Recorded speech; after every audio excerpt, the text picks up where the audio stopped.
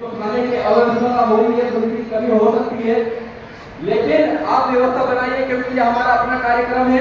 इस कार्यक्रम को हमको सफल बनाना है। जितने भी साथी यहाँ पर खड़े हैं बैठ जाइए, क्योंकि ये आदिवासी संस्कृति के आदिवासी इतिहास को बचाने का समय है। मैं सर्वप्रथम नमन करता हूँ इस इंदौर की पावन धरती, इंदौर की पावन धरती इसलिए क्योंकि 720 पहले यानी कि आज से 2800 साल पहले यहाँ पे इंदौर कबीला जो आंदोलन थी उसका शासन हुआ करता था। तो ये जो नगरी है आदिवासी इंदौर का नगरी उसके नाम से इंदौर पड़ा है। नमन करता हूँ।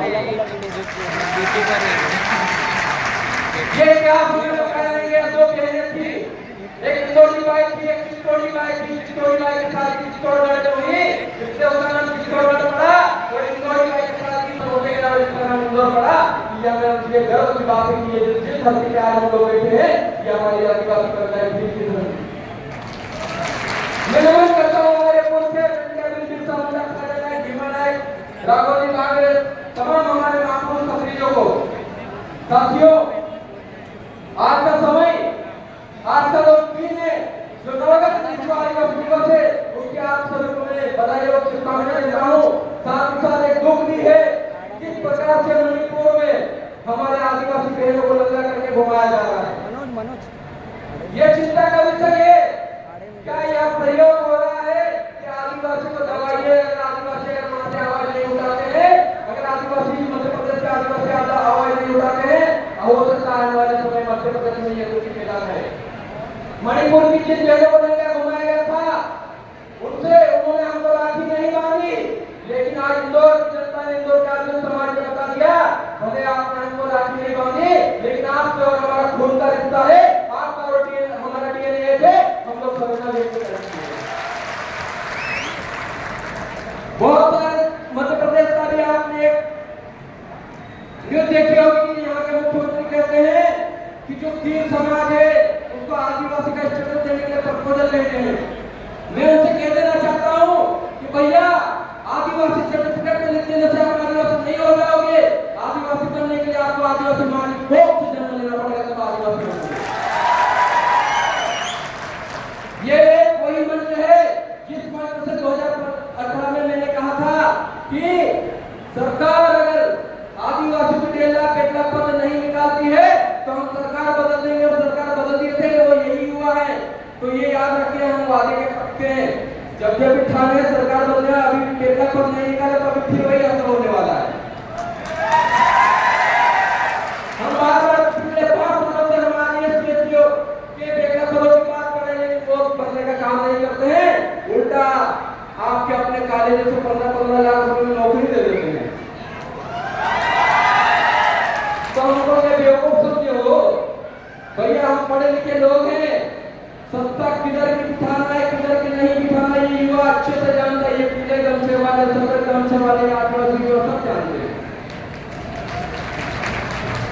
इन युवाओं को कमजोर समझने की कोशिश मत कीजिएगा, क्योंकि हम वो लोग हैं जो इतिहास चुराए नहीं है। हमने इतिहास चुराए नहीं है, हमने इतिहास बनाए हैं। हमने कई लाखों जिस कपड़े में तब जाके आदिवासी कहलाए हैं, तब जाके आदिवासी कहलाए। आज आप लोगों को एक मंथन करना होगा। आज इस मंच के माध्यम से मैं बात करना चाहता हूँ यूसीसी यानी कि यूनिफॉर्म सिविल कोड। जो यूनिफॉर्म सिविल कोड है उसको हिंदी में कहते हैं एक समान नागरिक संहिता। जब माननीय सर्वोच्च न्यायालय भारत रत्न कहता 5 जनवरी 2011 का जजमेंट आया, उसमें कहता कि देश में रहने वाला 8% आदिवासी देश का मूल मालिक है।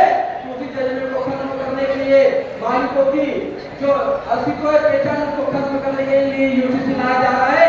इस पर आपको बात करनी चाहिए। जितने अधिकारी कर्मचारी बैठे हैं, जितने युवा साथी बैठे हैं, मैं आपसे कह देना चाहता हूँ कि यूसीसी पर बात करना शुरू कर दीजिए। नहीं तो जब सब एक समान हो जाएंगे तो आपका जो प्रतिनिधित्व है वो आरक्षण नहीं रहेगा।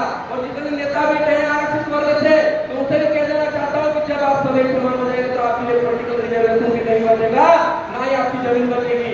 जो यूसीसी लाया जा रहा है वो यूसीसी सिर्फ आपकी जमीन पर कब्जा करने के लिए आपकी जमीन तैयार की है। इस पर विचार करने की जरूरत है। तो सोचिए, क्योंकि आप सभी पढ़े लिखे युवा साथी हैं, जब इस चीज की आवाज नहीं उठाएंगे तो 2024 के पूरे भारत में करवाने की साजिश रची जा रही है, लेकिन हम लोगों को प्रण लेना होगा कि ऐसी साजिशों को नाकाम करेंगे और मणिपुर में जो घटना हो रही है वो ऐसी सफल होनी चाहिए, ये आज संकल्प लेना होगा। आज जब हम लोग आगे आगे चल रहे थे तब नारी शक्ति आज बैनर लेके चल रही थी, उसमें लिखा था सेव मणिपुर सेव ट्राइबल, यानी कि आदिवासी बचाओ, मानवता बचाओ और मणिपुर के आदिवासी को बचाओ। वहाँ पे कुकी और नागा समुदाय के लोग हैं, वहाँ पे दो समुदाय में विभाजन करवा दिया गया है। तो मेरा आप सबसे हाथ जोड़ के निवेदन है और आप सबसे मैं आश्वस्त होना चाहता हूँ कि कभी भी आप आदिवासी वर्सेस आदिवासी नहीं होने देंगे। आप हाथ उठाकर बताइए, कभी आप आदिवासी वर्सेस आदिवासी नहीं होने देंगे। आप आदिवासियों से आदिवासियों का झगड़ा करवाना चाहते हो क्या? तो नहीं तो हाथ उठाकर बताइए कि हम आदिवासी वर्सेस आदिवासी कभी नहीं होने देंगे, क्योंकि हमारा समाज का है। आज नहीं तो कल हम उसको मार के समझाने सुधार लेंगे, लेकिन हम लोगों को आदिवासी से आदिवासी को लड़ाई नहीं करनी है, ये बात करनी चाहिए। क्योंकि मणिपुर के बाद सीधी में जो घटना हुई बहुत निर्दयी घटना थी, ऐसी घटना नहीं होनी चाहिए। और साथ ही साथ हम लोग इस मंच के माध्यम से मांग करना चाहते हैं, जो आदिवासियों की पहचान है, जो आदिवासियों का अस्तित्व है, जो आदिवासियों की भाषा है, जो आदिवासियों की संस्कृति है, उस संस्कृति रीति रिवाज को जिंदा रखने के लिए संविधान में आदिवासी शब्द होना चाहिए, संविधान में आदिवासी शब्द की व्याख्या होनी चाहिए। क्योंकि जब 1871 से लेकर 1941 तक आप इतिहास पढ़ेंगे तो उसमें ब्रिटिश जब गवर्नमेंट हुआ करती थी, शासनकाल था, तब आदिवासियों की जनगणना 1871 से लेकर 1941 तक एबोरिजिन्स एनिमिस्ट में होती थी। लेकिन जैसे ही देश आजाद हुआ वैसे ही हम लोगों को एक धर्म में जाने उलझा दिया गया। हम किसी धर्म के खिलाफ नहीं है, लेकिन ये देश में आदिवासियों की अलग जनगणना होनी चाहिए, उसका सेपरेट कलम होना चाहिए। इस मान से आप सहमत हो या नहीं? हमें पता लगना चाहिए कि देश में रहने वाले आदिवासी कितने हैं। 2011 की जनगणना के अनुसार देश के आदिवासी 10 करोड़ थे। मुझे लगता है कि अगर इस बार वापस जनगणना होगी तो देश के आदिवासी 30 करोड़ से ज्यादा निकलेंगे और 30 करोड़ आदिवासी अगर अपने हक अधिकारों के लिए रोड पे आ गए तो बाकी लोगों को यहाँ से छुट्टी भी कर देंगे। क्योंकि ये असली लड़ाई हमारी जमीन की है। आप यहाँ पर एक फोटो देख रहे होंगे, यहाँ पर अलग अलग आंदोलन की, अलग अलग मूवमेंट की, अलग अलग मेमोरेंडम फोटो है। आधे मुझे लगता है कि यहाँ से बहुत सारे साथी तो पूरे क्रांतिकारियों को जानते होंगे, लेकिन कुछ साथी होंगे जो क्रांतिकारियों को नहीं जानते होंगे। इंस्टाग्राम पर रील बनाने वाले साथियों से भी मेरा एक निवेदन है, जितने भी नारी शक्तियां हैं, जितने भी भाई हैं, उन सभी से मेरा निवेदन है, जब मणिपुर जैसी घटना हो और सिद्धि जैसी घटना हो तब भी आप रील बनाकर उसकी संवेदना व्यक्त कीजिए और उसको प्रकट कीजिए। क्योंकि आपको जो मान सम्मान मिल रहा है वो आदिवासी होने की वजह से मिल रहा है। आदिवासी पहनावा पहन लेने से, नाच गाने से समाज नहीं बदलेगा। समाज को बदलने के लिए वेशभूषा के शासक विचारों में भी हमारे आदिवासी को ही चाहिए। नहीं तो आने वाले वक्त में आदिवासियों को मणिपुर जैसी घटना अगर मध्य प्रदेश में हो गई, आज हमारे साथ हो गई, तो क्या करोगे? इसके लिए हमको लड़ना पड़ेगा। घंटे बीच जब लड़े थे तो काले अंग्रेजों से और साहूकारों से उन लोगों ने 3 लाख हेक्टेयर जमीन क्षेत्र वापस अंग्रेजों को दान करवा दी थी। ऐसे प्रिंटर बिल थे, तो यही हमारे लिए हमारा सबसे बड़ा बाप है। इससे बड़ा बाप कोई नहीं है। बिरसा मुंडा तो मेरे उम्र से भी कम उम्र के थे, लेकिन आज जो धरती आबा मानव क्रांति सूर्य ढंढे बिरसा मुंडा कहलाते हैं। एक इतनी बड़ी उपाधि 25 साल की उम्र में लेकर शहीद हो गए। इसे बिरसा मुंडा जी को हम लोगों को पढ़ना चाहिए।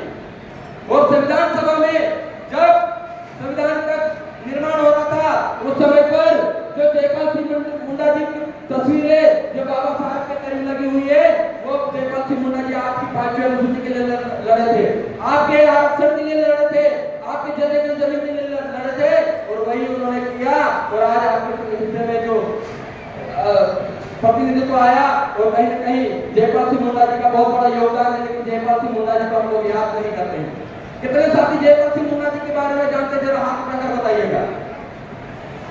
और जो साथी नहीं जानते, मैं आपसे उम्मीद करता हूं कि आप जयपाल सिंह मुंडा जी को याद करेंगे और आगे उनके विचारों पर चलेंगे।